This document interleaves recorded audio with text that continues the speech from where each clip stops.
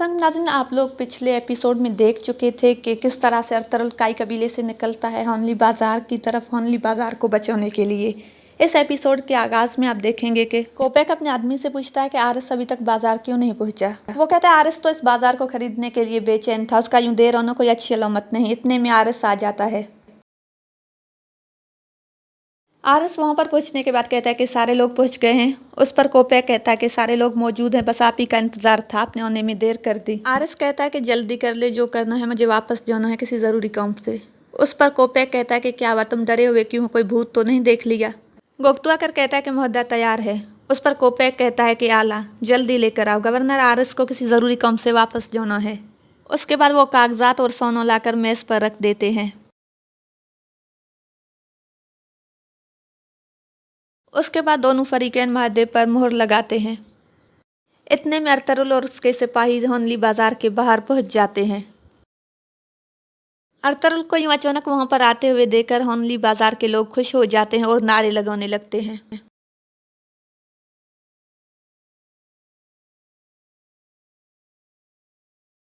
उसके बाद अरतुरुल अपने घोड़े से उतरकर होनली बाजार के अंदर चला जाता है। उसके बाद कोपेक कहता है कि मुबारक हो बहादुर साहब, उम्मीद है कि बाजार आपके हाथ में जाने के बाद सबके लिए खुशहाली आएगी।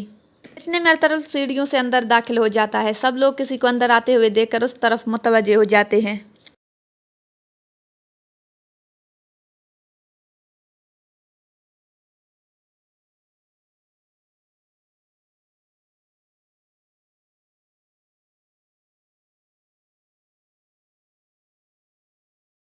सबसे पहले कोपेक और उसके बाद बाकी सारे लोग बारी बारी अरतुरुल को देखते हैं और हैरान रह जाते हैं कि अचानक एक मुर्दा इंसान कैसे उठकर यहाँ आ गया।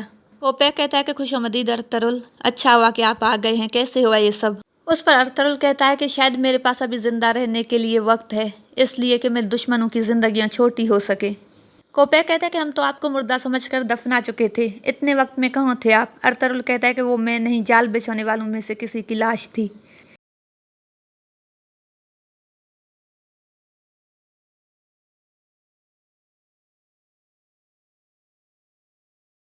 उसके बाद अरतुरुल वो मुहद्दा फाड़ देता है और बहादुर का रास्ता रोक लेता है। इतने में बहादुर लड़ने लगता है तो अरतुरुल अपनी तलवार निकालकर उसकी गर्दन पर रख देता है और उसके बाद सोनजार अरतुरुल पर हमला कर देता है।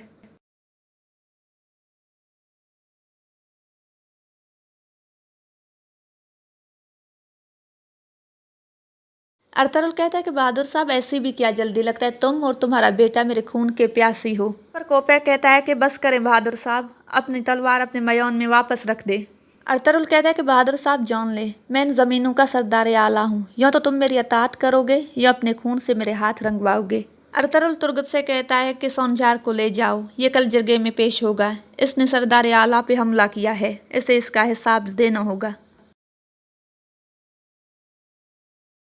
होनली बाजार के बाहर सब सिपाही जमा होते हैं। सोनजार कहता है कि मत समझना कि तुम लोगों को तुम्हारे सरदार के आने पर बख्श दूंगा। तुर्गत कहता है कि मत समझना कि हम तुम जैसे गीदड़ों से डर जाएंगे, हम अपने सरदार की गैर मौजूदगी में भी डटे रहे।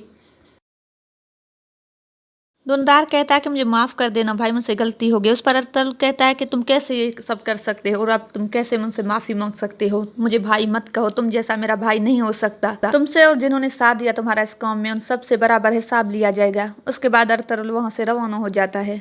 उसके बाद अरतुरुल तुर्गत से कहता है कि तुम फौरन जावदार कबीले जाओ। जब बहादुर का कबीला हिजरत करके जावदार कबीले में आ जाएगा, उसके बाद नए सरदार का इंतखाब होगा और तुम उससे जाकर कहो कि कल मैं तमाम सरदारों को बुला रहा हूँ, उसे भी उसमें आने की दावत है। उसके बाद तुर्गत वहां से रवाना हो जाता है। दूसरी तरफ अरसिस भेष बदल कर किला जैसार पहुंच जाता है।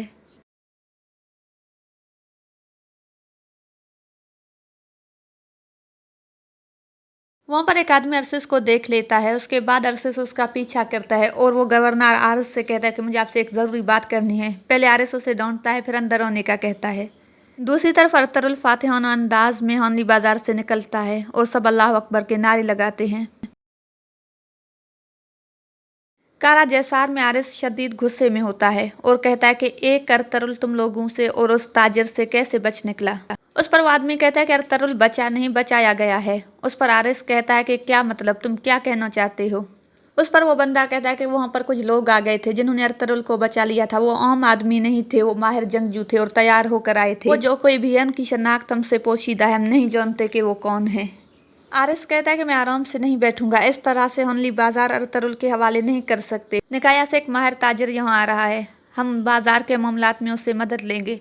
तुम जाओ और अपने सिपाहियों को साथ लेकर जाओ और उसे सही सलामत यहाँ लेकर आओ।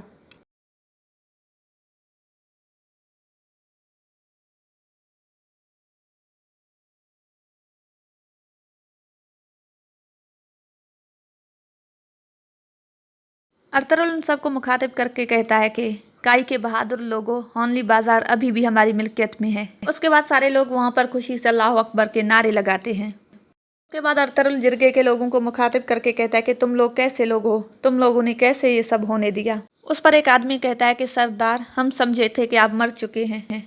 उस पर अर्तुगरुल कहता है कि मैं मर भी जाऊं तो मेरा मकसद जिंदा रहेगा। ये मकसद अल्लाह का मकसद है जो कि हमेशा कायम रहेगा।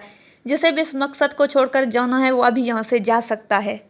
उसके बाद सब आपका मकसद हमारा मकसद है कि नारे लगाते हैं। उसके बाद अर्तुगरुल दुनदार से कहता है कि मैं अपने खेमे में आपका इंतज़ार करूँगा। और यहाँ पर इस एपिसोड का इख्तिताम होता है।